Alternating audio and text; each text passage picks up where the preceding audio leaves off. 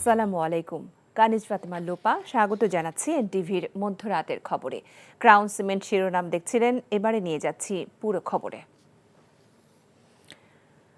নতুন দল গঠনে রাষ্ট্রীয় সহায়তা নেওয়া অনাকাঙ্ক্ষিত মন্তব্য করে বিএনপির ভারপ্রাপ্ত চেয়ারম্যান তারেক রহমান বলেছেন, ছাত্র তরুণদের উদ্যোগ হওয়া উচিত স্বচ্ছ প্রক্রিয়ায়। তিনি বলেন, নির্বাচন অনুষ্ঠান নিয়ে বিতর্ক পালিয়ে যাওয়া ফ্যাসিস্টদের শক্তিশালী করবে। বাজার সিন্ডিকেট এখনো ভাঙা যায়নি উল্লেখ করে সরকারের কেউ অন্য কোনো বিষয়ে মনোযোগী কিনা এমন প্রশ্ন তুলেছেন তিনি। ইমরুল আহসানের রিপোর্ট। শিক্ষক কর্মচারী ঐক্যজোটের উদ্যোগে ঢাকায় শিক্ষক সমাবেশের আয়োজন করা হয়। সমাবেশে নানা দাবি দাওয়া তুলে ধরে শিক্ষকরা। লন্ডন থেকে অনলাইনে যুক্ত হয়ে বিএনপির ভারপ্রাপ্ত চেয়ারম্যান তারেক রহমান বলেন, বিএনপি ক্ষমতায় গেলে শিক্ষকদের আর্থসামাজিক উন্নয়নে শিক্ষক কমিশন গঠন সহ পদক্ষেপ নেওয়া হবে। ছাত্রদের নতুন দল গঠনের উদ্যোগ নিয়ে কথা বলেন তিনি। কেউ যদি জনগণের অধিকার প্রতিষ্ঠায় নতুন রাজনৈতিক দল গঠন করে, অবশ্যই বিএনপি সেই উদ্যোগকে স্বাগত জানায়।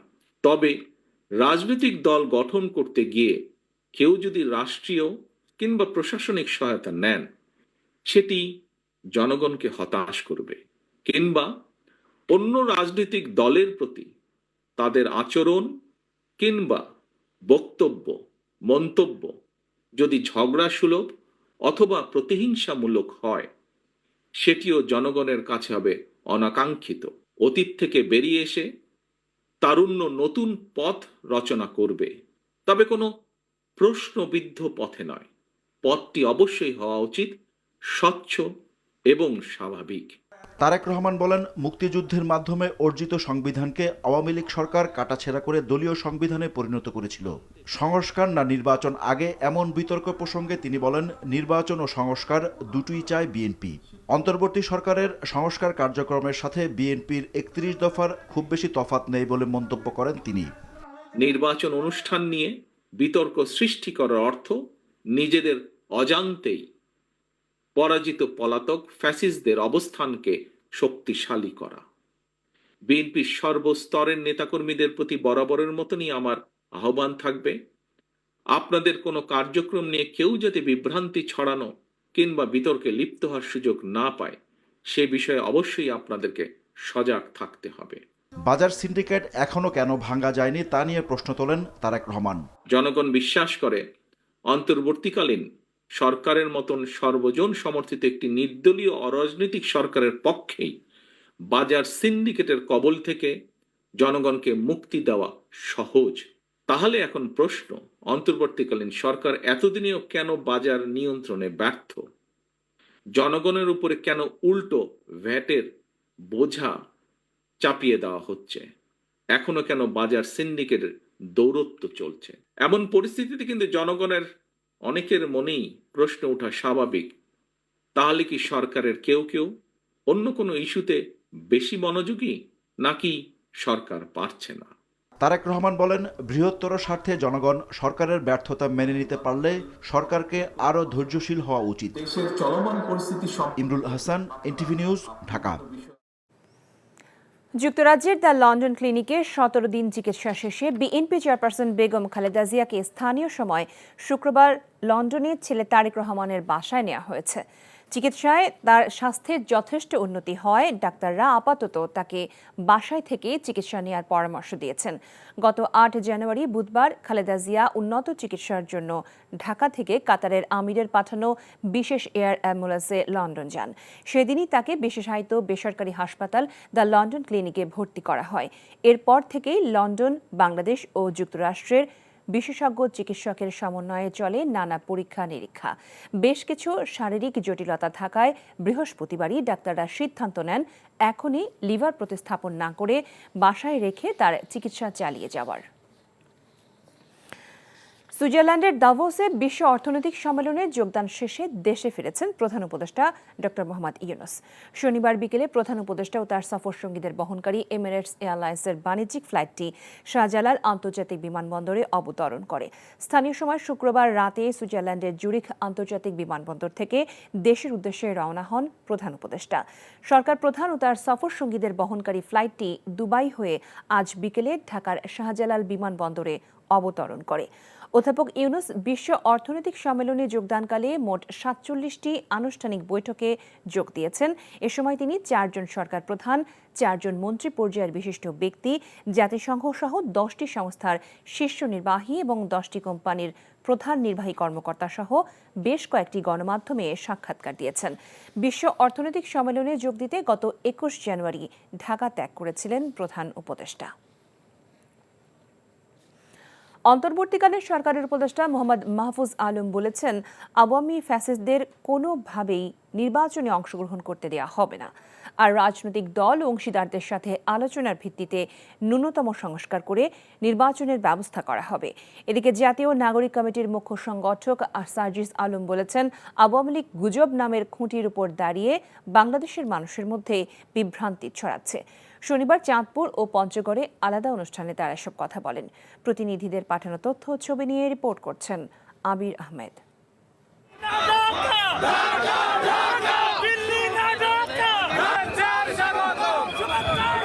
চাঁদপুরের হাজীগঞ্জে বাজার এলাকায় ছাত্র জনতার সাথে পথসভা ও শুভেচ্ছা বিনিময় করেন অন্তর্বর্তীকালীন সরকারের উপদেষ্টা মোহাম্মদ মাহফুজ আলম। বলেন, আওয়ামী লীগ ফিরে আসলে আবার ফেসিবাদ ফেরত আসবে। বিএনপি, জামায়াত সহ অন্যান্য রাজনৈতিক দল যারা বাংলাদেশপন্থী তারাই নির্বাচনে অংশ নেবে বলে মন্তব্য করেন তিনি। আওয়ামী লীগ ফ্যাসিবাদীদের কোনোভাবেই নির্বাচনে অংশগ্রহণ করতে দেওয়া। বিএনপি, জামায়াত নির্বিশেষে যত রাজনৈতিক দল আছে, ছাত্র সংগঠন আছে, ছাত্ররা আছে, শ্রমিক, নারী, আলেম ওলামা আছেন, সবাই যারা বাংলাদেশপন্থী তারাই বাংলাদেশে থাকবেন এবং এই বাংলাদেশে সুষ্ঠু নির্বাচন প্রক্রিয়ার মধ্য দিয়ে তারা পজিটিভ একটি কম্পিটিশনের ভিতর দিয়ে বাংলাদেশে শাসন প্রতিষ্ঠা করবেন। এদিকে পঞ্চগড় মকবুলুর রহমান সরকারি কলেজ মাঠে স্কিল ডেভেলপমেন্ট ইউথ সামিট শেষে সার্জিস আলম বলেন, ফ্যাসিস্ট খুনি হাসিনার দলের একটা অবলম্বন আছে, তা হলো গুজব। ফ্যাসিস্ট খুনি হাসিনা এবং তার যারা দোসর ছিল তারা তাদের জায়গা থেকে এখন তার অবলম্বন আছেই একটা, এটা তাদের খুঁটি। এই খুঁটিটা হচ্ছে গুজব খুঁটি। এই যে হাজার হাজার কোটি টাকা দেশ থেকে লুটপাট করেছে, ওই টাকা দিয়ে দেশে তো মুখ দেখানোর মতো মুখ তাদের নাই, মুখে তাদের অলরেডি চুনকালি মাখা। এই মুখ তো আর তারা দেখাতে পারছে না, এই জন্য ওই পাচারকৃত টাকা দিয়ে বিভিন্ন গুজব সেল থেকে, বিভিন্ন তাদের ওই প্রোপাগান্ডা সেল থেকে তারা এগুলো ছড়াচ্ছে। শেখ হাসিনা যাতে নতুন করে কোনো ষড়যন্ত্র করতে না পারে সেজন্য রাজনৈতিক দলগুলোকে গুরুত্বপূর্ণ ইস্যুতে দ্বিমত না করার বিষয়ে সচেতন থাকার আহ্বান জানান। আবির আহমেদ, এনটিভি নিউজ, ঢাকা। এদিকে শনিবার সন্ধ্যায় লক্ষ্মীপুরের রামগঞ্জ সরকারি কলেজে আয়োজিত এক গণসংবর্ধনা অনুষ্ঠানে উপদেষ্টা মাহফুজ আলম বলেছেন, দেশে সেনা শাসন আসার কোনো প্রেক্ষিত নেই। রামগঞ্জ উপজেলার সর্বস্তরের জনগণের ব্যানারে অনুষ্ঠানটির আয়োজন করা হয়। কোনো রাষ্ট্রের মদদে নয়, ছাত্র জনতা রক্ত দিয়ে হাসিনাকে উৎখাত করেছে উল্লেখ করে তিনি বলেন, যে কারণে কোনো রাষ্ট্রের তাবেদারি করার আর প্রয়োজন নেই। এছাড়া 111 নিয়ে মিছে ভয় পাওয়ার কিছু নেই মন্তব্য করে ফ্যাসিবাদ বিরোধী রাজনৈতিক দলগুলোকে ঐক্যবদ্ধ হয়ে সরকারকে সহযোগিতা করার আহ্বান জানান তিনি। বাংলাদেশে সেনা শাসন আসার কোনো প্রেক্ষিত নেই। আমরা এবার কারো মদদে, কোন রাষ্ট্রের মদদে হাসিনাকে উৎখাত করিনি। আমরা জনগণ, ছাত্র জনতা রক্ত দিয়ে হাসিনাকে উৎখাত করেছি। আমাদের কারো তাবেদারি করার আর দরকার নেই। অন্তর্বর্তীকালীন সরকারের তথ্য উপদেষ্টা নাহিদ ইসলাম বলেছেন, জুলাইয়ের অজ্ঞাত পরিচয় নায়কদের পরিচয় বের করে তাদের স্বজনদের কাছে পৌঁছে দিতে সম্ভাব্য সবকিছু করছে বর্তমান সরকার। শনিবার রাতে নাহিদ ইসলাম তার ভেরিফাইড ফেসবুক পেজে একটি স্ট্যাটাসে উল্লেখ করেন, জুলাই গণঅভ্যুত্থানে নাম না জানা অনেক শহীদকে রাতের অন্ধকারে রায়ের বাজার কবরস্থানে দাফন করে আওয়ামী লীগের ফ্যাসিস্ট বাহিনী। এই শহীদদের পরিবার এখনও অপেক্ষায় আছে তাদের স্বজনদের শেষ আশ্রয়স্থলের সন্ধান খুঁজে পেতে। নাহিদ ইসলামের এমন পোস্টে এখনও আশার আলো দেখছেন নিখোঁজদের পরিবার। জামায়াতে ইসলামের আমির ডাক্তার শফিকুর রহমান বলেছেন, সব ধরনের খুনের শাস্তি সুবিচারের মাধ্যমে হতে হবে। আর গত ৫৪ বছরে যাদের মাধ্যমেই খুন হত্যা সহ সব অপরাধ হয়েছে অন্তর্বর্তী সরকারকে সেসব অপরাধীদের কালো তালিকা প্রকাশের আহ্বান জানান তিনি। শনিবার দুপুরে দিনাজপুরে জামাত ইসলামের জেলা শাখার কর্মী সম্মেলনে প্রধান অতিথির বক্তব্যে এসব কথা বলেন তিনি। জামায়াত আমির বলেন, তরুণ সমাজকে সব সময় জামায়াতের বিরুদ্ধে খেপিয়ে তোলা হতো। এখন যুব সমাজ বুঝতে পেরেছে তাদেরকে ভুল বোঝানো হতো। দেশ থেকে জুলুমকারী বিদায় হয়েছে, কিন্তু জুলুম বন্ধ হয়নি। তিনি বলেন, দেশে প্রতিটি খুন, চাঁদাবাজি, লুটপাট, ঘুষের বিচার হতে হবে, না হলে ন্যায় বিচার প্রতিষ্ঠিত হবে না। শুধু জামায়াত নয়, যারাই দেশপ্রেমিক ছিল তারা সবাই জুলুমের শিকার হয়েছেন জানিয়ে জামায়াত আমির বলেন, পুরো দেশকে আওয়ামী সরকার কারাগার বানিয়েছিল। আমরা চাই না বিনা বিচারে যে দল ধর্মের মানুষ হোক, একজন মানুষকে হুকুম করা হোক। কেউ দোষী হলে বিচারের মাধ্যমে হবে, তবে অবশ্যই বিচারের নামে অবিচারের মাধ্যমে নয়।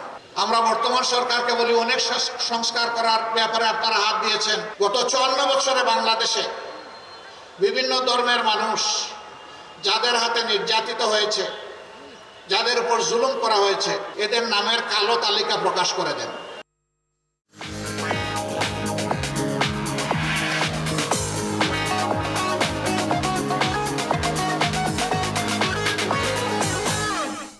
নগদ নিবেদিত অর্থনীতির খবর। বিদ্যুৎ ও গ্যাসের দাম বাড়ানোর জন্য সরকারের ওপর চাপ রয়েছে বলে জানিয়েছেন জ্বালানি উপদেষ্টা ফাউজুল কবির খান।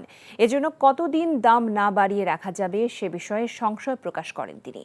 গত 15 বছরে বিদ্যুৎ ও জ্বালানি খাতে লুটপাটকারীদের অপরাধ ট্রাইব্যুনালে বিচার হওয়া দরকার বলেও মনে করেন উপদেষ্টা। শনিবার দুপুরে রাজধানীর মতিঝিলে ব্যবসায়ীদের শীর্ষ সংগঠন FBCCI আয়োজিত সেমিনারে এসব কথা বলেন জ্বালানি উপদেষ্টা। আরাফাত ইসলামের রিপোর্ট। FBCCI আয়োজিত দেশের বিদ্যুৎ ও জ্বালানি খাতের নিরাপত্তা বিষয়ক সেমিনারে ব্যবসায়ীরা শিল্প কারখানার উৎপাদন সচল রাখতে দ্রুত গ্যাস সংকট সমাধানের দাবি জানান। এ সময় বিকল্প জ্বালানির উৎস হিসেবে নবায়নযোগ্য জ্বালানি ব্যবহারের উপর গুরুত্বারোপ করেন তারা। জ্বালানি খাতে অপরাধের অভিযোগে ক্ষমতাচ্যুত আওয়ামী লীগ সরকারের 4 শীর্ষ সাবেক কর্মকর্তার বিচারের দাবি জানান ক্যাবের জ্বালানি উপদেষ্টা ডক্টর শামসুল আলম।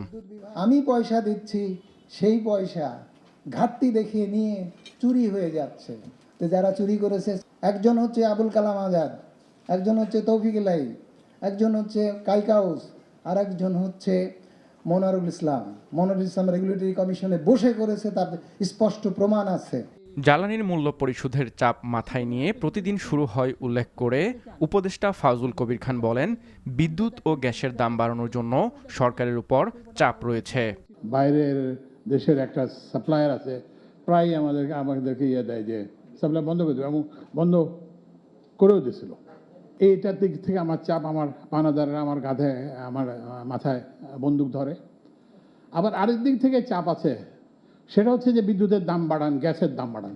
আমরা তো অন্যায় দামে এই বিদ্যুৎ কিনছি, সেটা আমি কনজিউমারকে কেন পাস করব? কিন্তু এটা কতদিন রাখতে পারবো আমি জানি না, কারণ হচ্ছে বাস্তবতা। কারণ at the end of the day আমাকে তো বিলস পে করতে হবে। তিনি আরও বলেন, জ্বালানি খাতের প্রকল্প সংশ্লিষ্ট সবকিছু উন্মুক্ত প্রতিযোগিতার মাধ্যমে করা হবে, আর জ্বালানি খাতের লুটপাটকারীদের বিচার হওয়া দরকার। আরাফাত ইসলাম, NTV নিউজ, ঢাকা। কক্সবাজারে টেকনাফ হতে সাগর পথে মালয়েশিয়া পাচারের প্রস্তুতিকালে 16 জনকে উদ্ধার করেছে বাংলাদেশ নৌবাহিনী। এ সময় পাচার চক্রের এক সদস্যকে আটক করা হয়।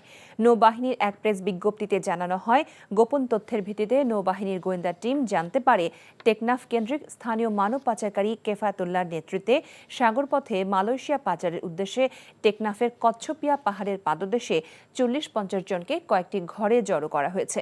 শনিবার বিকেলে ওই অভিযানকালে নৌবাহিনীর উপস্থিতি টের পেয়ে চক্রের মূল হোতা কেফায়েতুল্লাহ পালিয়ে গেলেও আটক করা হয় তার সহযোগী আব্দুল্লাহকে। এ সময় পাহাড়ের বিভিন্ন স্থান থেকে 2 বাংলাদেশি নাগরিক ও 14 রোহিঙ্গা সদস্যকে উদ্ধার করতে সক্ষম হয় নৌবাহিনী। পরে রাতে আটককৃত দালাল ও উদ্ধারকৃত ব্যক্তিদের টেকনাফ থানায় হস্তান্তর করা হয়।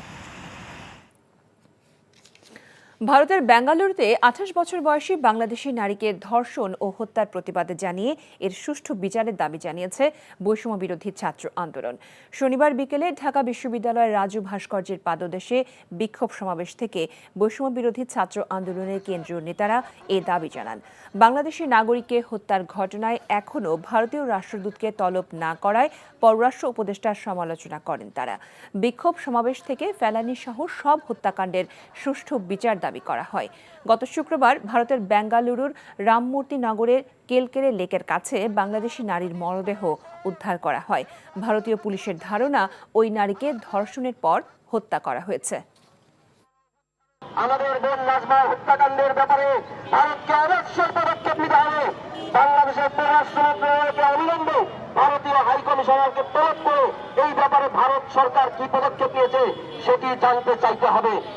আমরা তীক্ষ্ণ নজর রাখছি 5ই আগস্ট পরবর্তী সময়ে বাংলাদেশে কোনো প্রকার নতজানু পররাষ্ট্রনীতি চলবে না। আমরা আমাদের লড়াই চালিয়ে যাব। এই ছিল মধ্যরাতের খবরে। এই খবরের ভিডিও সহ আপডেট জানতে ভিজিট করুন NTV অনলাইন www.ntvbd.com। এছাড়াও NTVর জনপ্রিয় সব অনুষ্ঠান ও খবরের আপডেট জানতে ভিজিট করুন আমাদের ইউটিউব ও ভেরিফাইড ফেসবুক পেজ। সকাল 7:30টায় সকালে খবর দেখার আমন্ত্রণ রইল। সবাইকে ধন্যবাদ এতক্ষণ সাথে থাকার